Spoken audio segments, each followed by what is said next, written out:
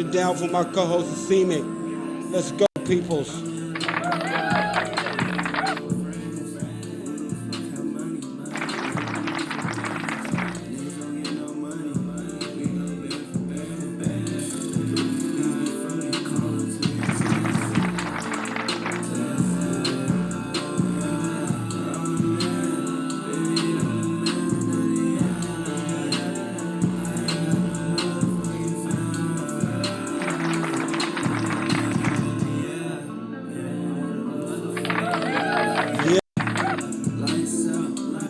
Yeah. What's up, peoples? Welcome to another episode of LNS. You already know what we do. For today's episode, we're gonna get into some more storytellings. You know what I'm saying? We're gonna get into a storytelling. You know what I mean? You know what I'm saying? I'm gonna hold it down for my co-host Seaman. And for all y'all people that's new, hit that sub button. You know what I mean? Hit that like button. You already know what we doing. We going up. But this today's episode is a little bit of storytelling. You know what I mean? Yeah, me and my other half, we already know what we're doing. We was taking a little stroll this morning, and we happened to go across this park. This park. You know what I mean? It's called Applegate Park. You know what I mean? Applegate Park. I'm not. You know what I'm saying? I grew up on the other side of town, so it's called. Where we grew up was McNamara Park with the recreational center and the swimming pool and all that stuff. It's all that good stuff was over there. You know what I mean? So when I went across to this Applegate Park, I seen this statue. What I recall seeing on the news where somebody was vandalizing and everything. You know what I mean? And it was crazy to see. You know what I mean? It was really crazy to see. And when I walked up to it, I was like, "Who was this? And what's this all about?" And the CMIC was like, "You don't remember?" I'm like, "What you mean?" You know what I mean? I wish I can show y'all stuff, but right now do a little bit through a little bit of technical difficulty. How you say it? Difficulties. It's all on edit, raw and edit. You know what I mean? But yeah, she was like, "It's that boy Steven Stainer." So when I seen it, I remember on the news how they just messed it up and everything, and I was like, "That's messed up." You know what I mean? But when we were strolling out, we walked through this park, and I'm gonna show you what I seen. You know what I mean?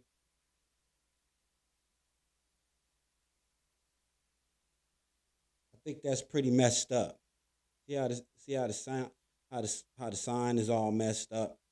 You know what I mean? And statue was dedicated to the boy Steven Stainer. You know what I mean? So that being said, we're gonna do a little history on it. You know what I'm saying? So I did my little history and whatnot. And I was like, that's crazy. Why would they do that? You know what I mean? Who who is that with him? You know what I'm saying? Like I really didn't know that. I heard about the story. I heard about all of it, but I really didn't know nothing about it. You know what I mean? So I did my little research and everything, my little one two, and it was crazy to see because when I came up to see that when I came to see it, it was like really, I couldn't believe it. You know what I mean? I didn't believe it. You know what I mean? Because it was something that it was a story that always heard about. You know what I mean? I was living in this town since I was a kid, and I didn't recognize it how important significance it was. You know what I mean? How they was to say 10 o'clock. Do you know where your kids at? You know what I mean? All that little stuff like that. But we didn't have to worry about that. We had to be in the house before the street light come on. You know how it is. But then when I did my research, this is what I saw what the statue looked like originally.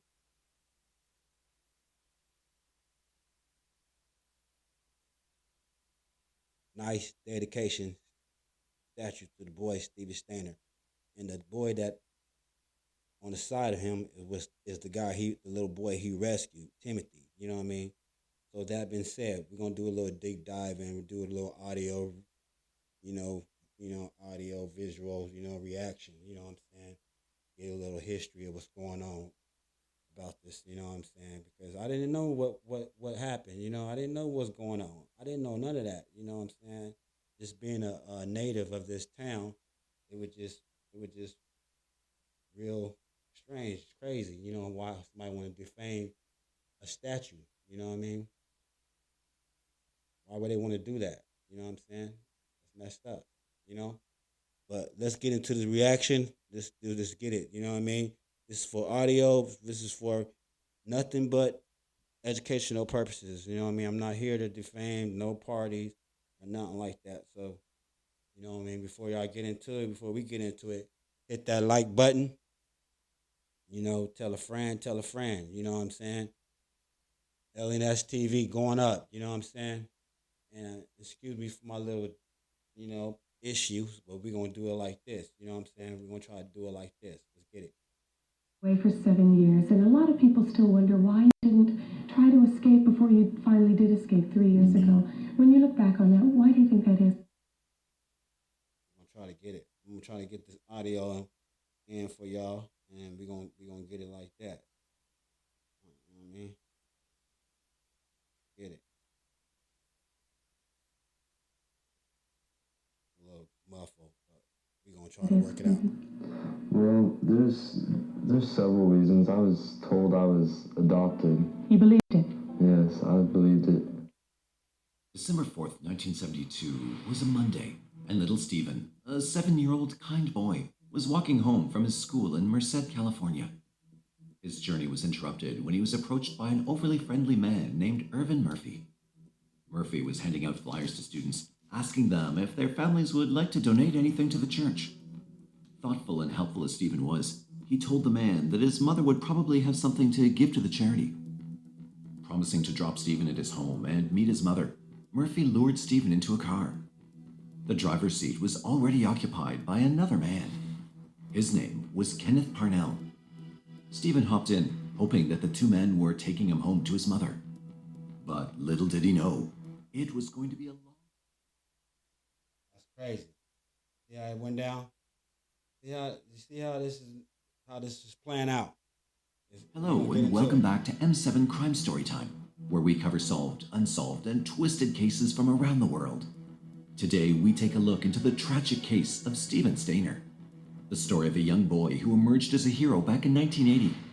But the haunts of his trauma from the past lingered forever.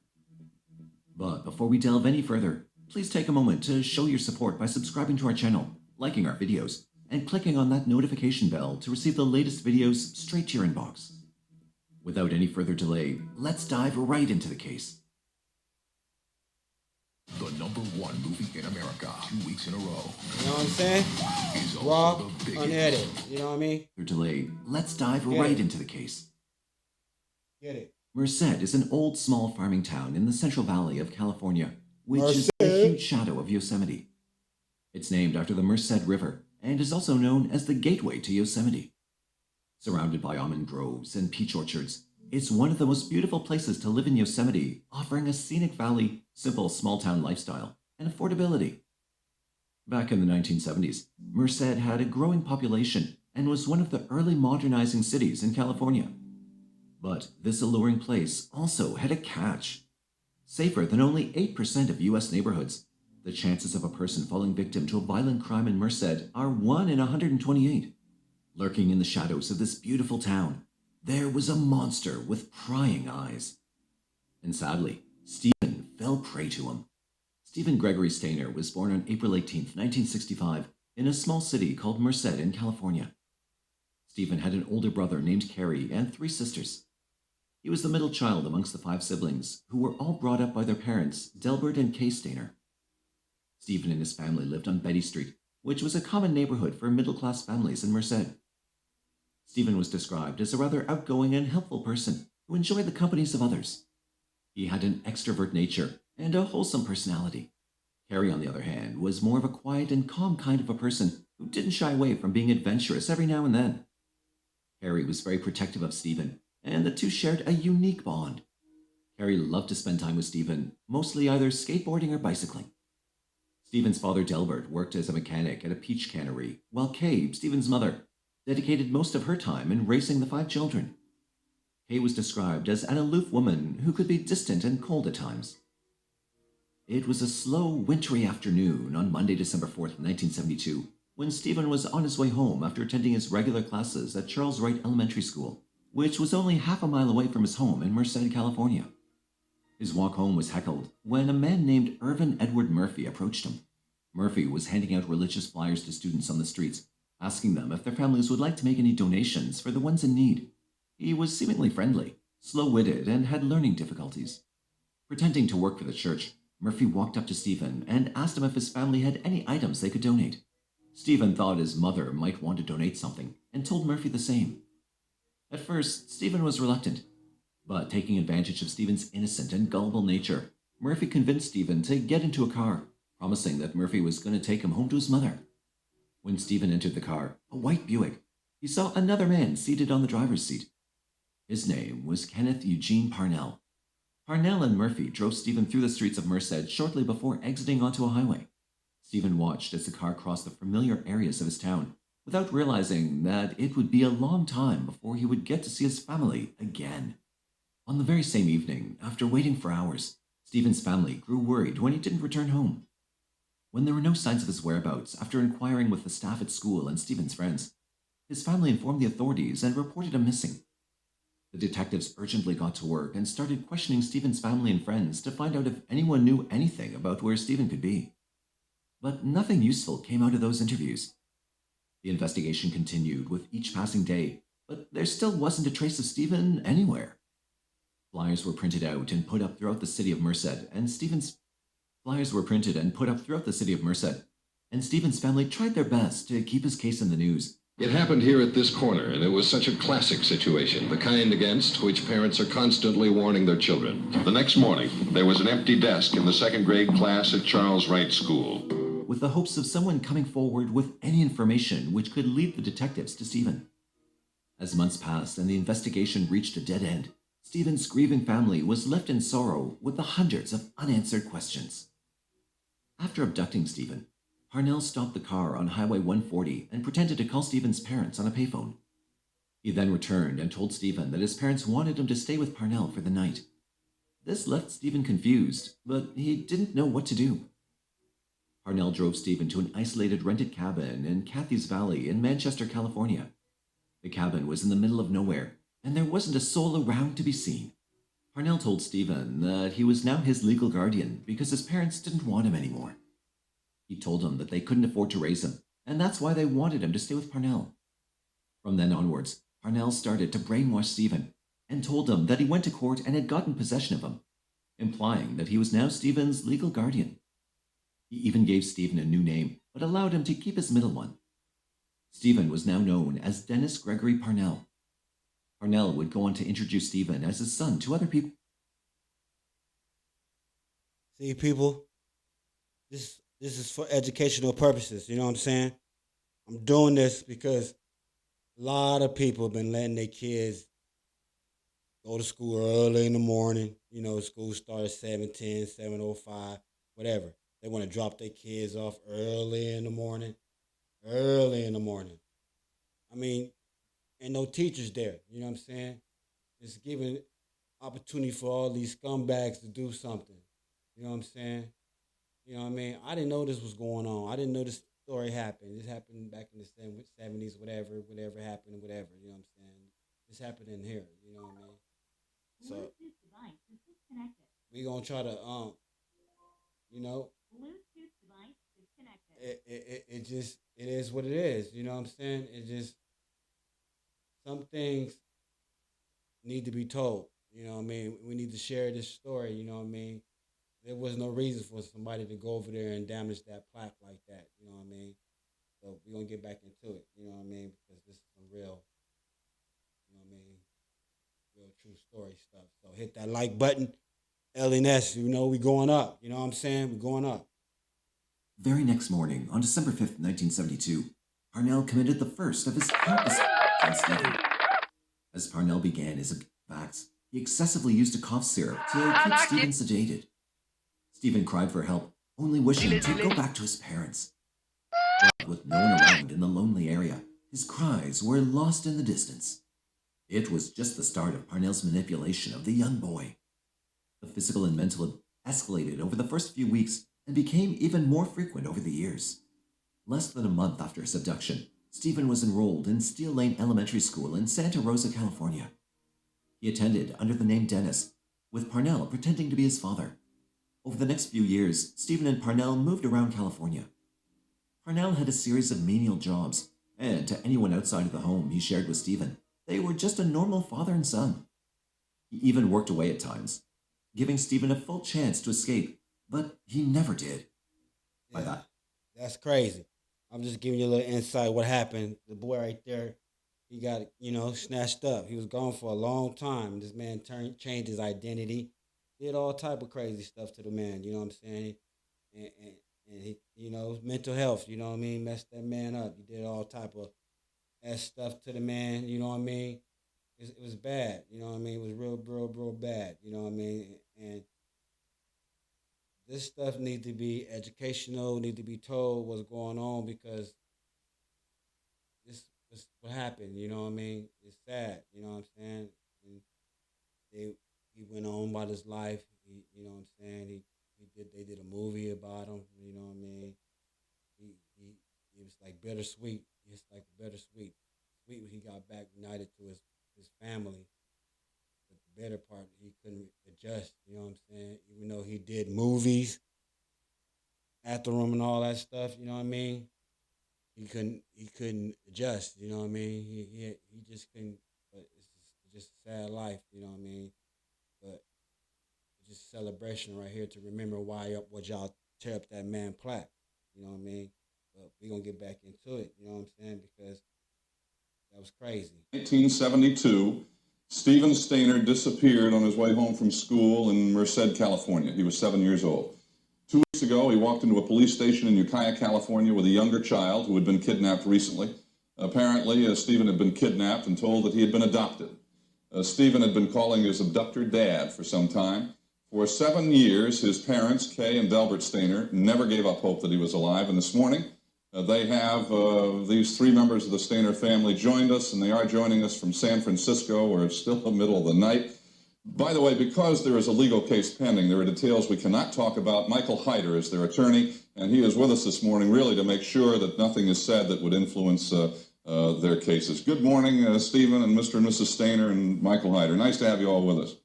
Thank you, David. Stephen, to police and your parents, obviously you just disappeared off the face of the map. What happened that afternoon? Do you remember when you were walking home from school? Yes, I was walking home from school, and I was stopped by a man along the street just a few blocks from my house, and he asked me if I wanted to, me or my mother wanted to donate something to a church, and I had told him that my mother would probably want to, and so he offered me a ride home. I had refused the first time, telling him that my house is just a few blocks away, and he had asked me several more times, and after a while I had taken the ride. And then the car pulled up, and I got in, and they passed the road that I lived on, and I had told them that was the road I lived on. They said that we'll just call your parents to see if you can stay the night. Were you afraid? Not that much. I was a little bit. What did they tell you as the days went on? Why they were keeping you with them, and what did they tell you about your family? Well, the first night they had said they called my parents and said it was all right that I stayed the night. The second night they said that they had called them again and said that I could stay another night. Then one of them went out and came back and said that he went to court and got in possession of me and said that I was his. How did you feel about that when you heard that? That's crazy. I've forgotten what I felt at that time. It was kind of a shock to me. Very shocking. You called him, I've been told that you called him Dad. How long before you started calling him Dad? Do you have any idea when that started? That started about a week after my abduction. What were your thoughts during the 7 years about your parents? Did you think about them? And if so, what went through your mind? Through the 7 years, I don't remember what went through my mind, but I thought of my parents very often. Mr. Stainer, did you have any doubts during those 7 years that you'd see your Stephen again? Well, I had a lot of hope up to 2 years ago. There was a few things that came up that I kind of lost my hope and faith in it, and but I was wrong. Fortunately. Mrs. Stainer, did you share his hope for that period and then lose it at any point, or what happened with your No, mind? I never did lose my hope that I would find Steve. I didn't get into all the things that Dell did. I was oblivious to all that kind of stuff. I just went merrily on my way, believing that Stephen would be home one day. Yeah, people. That's crazy. Don't drink It's any crazy. plant-based. That's what's crazy. That's what's crazy thing about it is what's going on with Merced. We are surrounded by a lot of orchards and farms and everything. You know what I mean? Back streets, everything. So be careful with kids, man, out here. These people out here, man, they're creepy. You know what I mean? You know what I'm saying? The world is crazy. I'm only doing this for educational purposes. This is not to harm anyone. You know what? Not, you know what I mean? I'm just wanted to show to reflect what's going on. You know what I mean? About this young man. He had a good, bittersweet life. You know what I mean? He had a movie called Hello, My Name is Steven. You know what I mean? And I had to go watch that because, like I said, I was a young boy. You know, and just by seeing all that, you know, it was really crazy. You know, it was like this really happened here. You know what I mean? Like I didn't know all that. I was too young. But yeah, this is what I seen today as we took a walk. How they just messed up the statue. It was dedication for that young man. Come on, man. Let's not destroy property. Come on, man. Let's not do that. You know what I mean? That's Steven Stainer and the young man Timothy. Timothy went on to be a police officer in Los Angeles, California. He later on died by having a heart attack. But yeah, they both turned out to be something. You know what I mean? Yeah. You know what I mean? Hit that like button, hit that sub button. LNS TV. We're going up, you know what I mean? And this is what the statue originally looked like before they damaged it.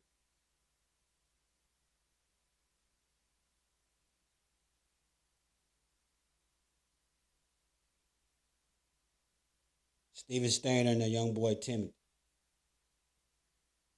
This is at the Applegate Park in Merced.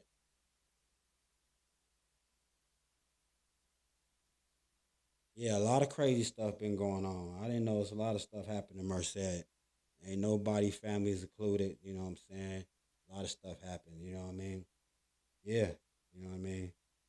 I just want to tell y'all, thank y'all for pulling on up.